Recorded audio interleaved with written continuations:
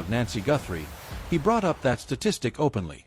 And the moment he connected it to this case, the entire situation took on a different meaning. Not because the statistic itself is shocking or newly discovered. Researchers and criminal investigators have known it for years. But when you place that number beside the details of this case, an 84-year-old woman taken from her Tucson, Arizona home on January 31st, it points investigators toward a very narrow set of possibilities. According to the data, 92% of homicide victims in the United States had some form of relationship or familiarity with the person responsible for their death. That single fact changes how cases like this are viewed. This is Closing the Case, a channel dedicated to examining criminal cases with accuracy and depth. Every statement presented in this video is backed by verified sources, all linked in the description below. If you are new to the channel, subscribe and enable notifications, because Dr. Brucato's assessment may be one of the clearest and most detailed forensic breakdowns released so far regarding Nancy Guthrie's case. By the end of this video, you may understand aspects of the investigation that many people still overlook. But before discussing his conclusions, it is important to understand who Dr. Gary Brucato is and why his opinion carries weight. Dr. Gary Brucato is a forensic psychologist, clinical researcher, and criminal behavior specialist. He serves as a visiting scholar at Boston College and is also part of the expert panel for the Cold Case Foundation.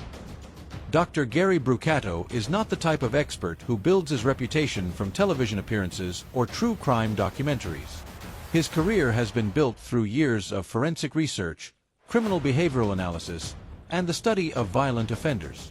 He is the co-author of The New Evil, Understanding the Emergence of Modern Violent Crime, a landmark book examining the evolution of extreme violence in modern America, and he also helped develop Columbia University's Mass Murder Database, one of the most extensive psychological research projects ever conducted on mass killers and violent criminals. This is someone who has spent decades studying real case files, statistical patterns, and the psychology behind why people commit acts of violence.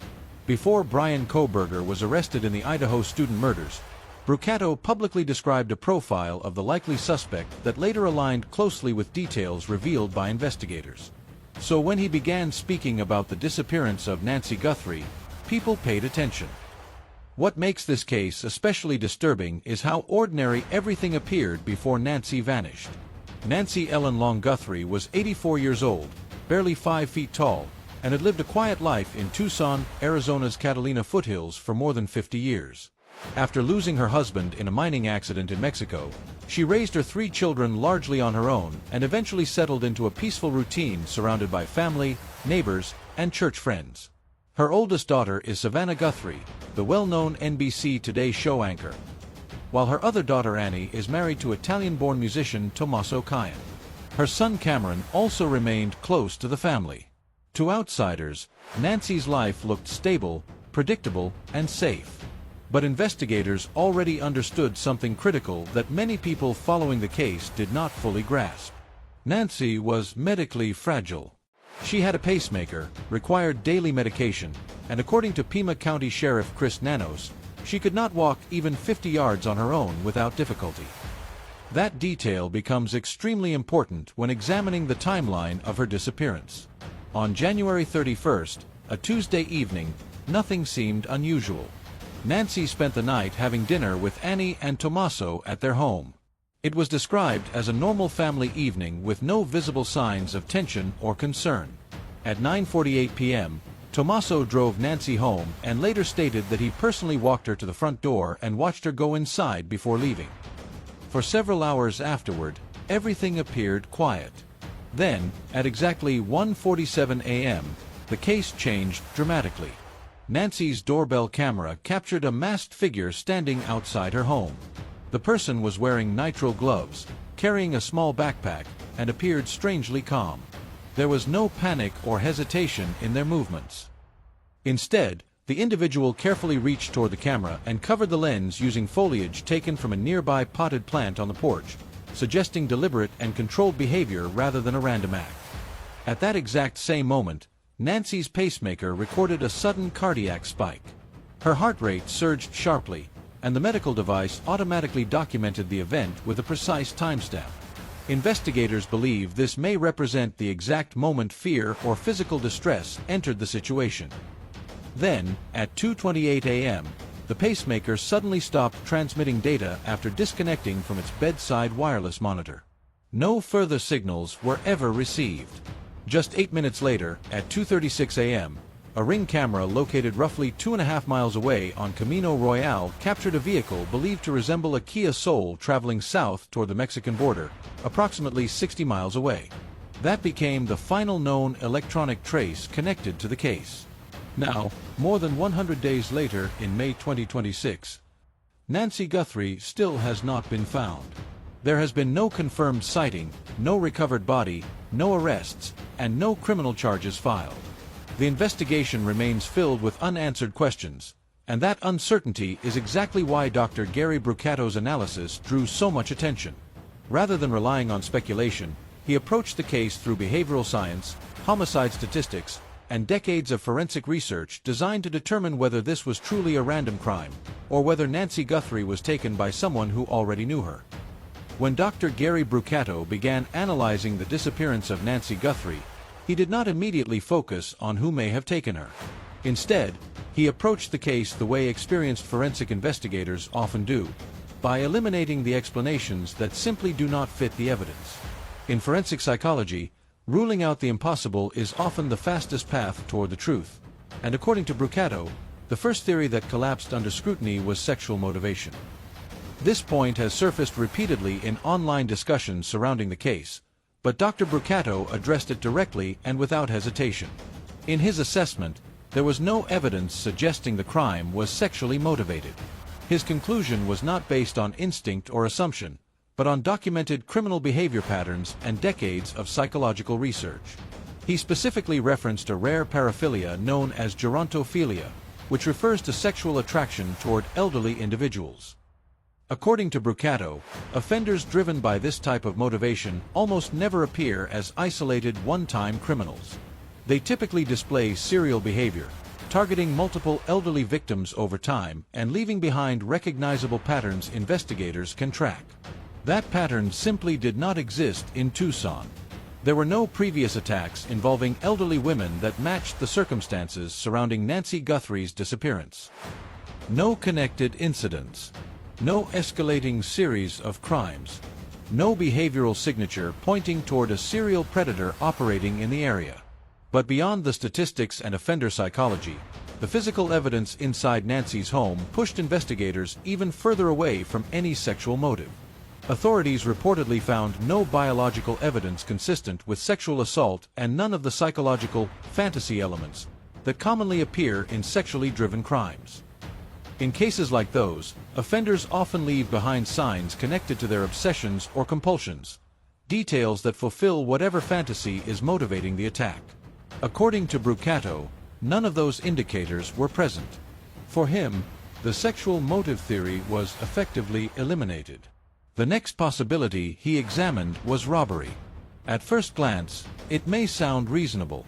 An elderly woman living alone in an affluent neighborhood could appear vulnerable to someone searching for money, jewelry, or valuables. But once investigators looked closer, that theory began falling apart almost immediately. Nothing of value had been taken from the home. Think about the implications of that for a moment. Whoever appeared at Nancy Guthrie's house arrived prepared. The individual wore gloves, carried equipment, concealed their identity, and moved with purpose. Yet despite all of that preparation, valuables inside the house were reportedly left untouched. That detail matters enormously. People who break into homes to steal usually leave with something: cash, electronics, jewelry, safes, anything that can quickly be converted into money. But in Nancy's case, the evidence suggested the intruder's objective was never the property itself. The target appeared to be Nancy. Still, Dr. Brucato continued working through the possibilities. If this was not sexually motivated and not a robbery, could it have been a kidnapping for ransom? Unlike burglary, ransom kidnapping is not centered on physical items inside a house. The victim becomes the valuable asset. But according to Brucato's research into abduction cases, ransom crimes follow a highly predictable timeline. In most genuine ransom kidnappings, Demands are made within the first 24 to 48 hours. Not weeks later. Not months later. Almost immediately. The reason is simple. The longer abductors keep a victim alive, the greater the risk of detection, exposure, and capture. Brucato described kidnapping victims as precious cargo. In financial abduction cases, the offender's goal is to preserve that cargo long enough to collect payment and then eliminate risk as quickly as possible. Because of that, real ransom kidnappings almost always include proof of life. Kidnappers must convince the family and authorities that the victim is alive, unharmed, and worth negotiating for. Without proof, there is no leverage and no payment. But in Nancy Guthrie's case, none of those elements ever appeared. By the time Dr. Brucato publicly discussed the investigation, Nancy had already been missing for more than 100 days. Law enforcement had confirmed no verified ransom demand, no credible communication from abductors, and no confirmed proof that Nancy was still alive. Even more concerning, Nancy had disappeared without her medication despite having a serious cardiac condition and reliance on a pacemaker. As the days turned into weeks and the weeks turned into months, the possibility of a traditional ransom kidnapping became harder and harder to support. And that left investigators facing a far more disturbing question. If this was not about sex, money, or random theft, then what was the real motive behind Nancy Guthrie's disappearance? None of the known evidence fit the profile of a victim being kept alive for ransom.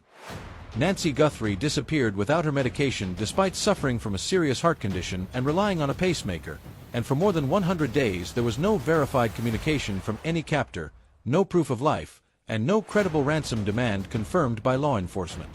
According to Dr. Gary Brucato, that alone placed the case far outside the established behavioral patterns seen in documented ransom kidnappings. In real abduction-for-profit cases, victims are treated as valuable assets that offenders need to preserve long enough to collect money. Keeping an elderly woman with major medical vulnerabilities hidden for months without communication simply does not align with how those crimes operate in the real world. By that point in his analysis, Brucato had already eliminated sexual motivation and robbery. Ransom kidnapping, in his view, also failed to fit the evidence.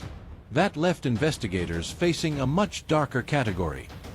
Dr. Brucato then turned his attention to abduction itself as a standalone crime, and the numbers immediately revealed how unusual this case truly was. According to the research he referenced, there are only around 350 abductions annually across the entire United States. Across all 50 states, that averages to fewer than one abduction per day nationwide. But the statistic becomes even more striking when age is considered. The overwhelming majority of those cases involve children, not elderly adults.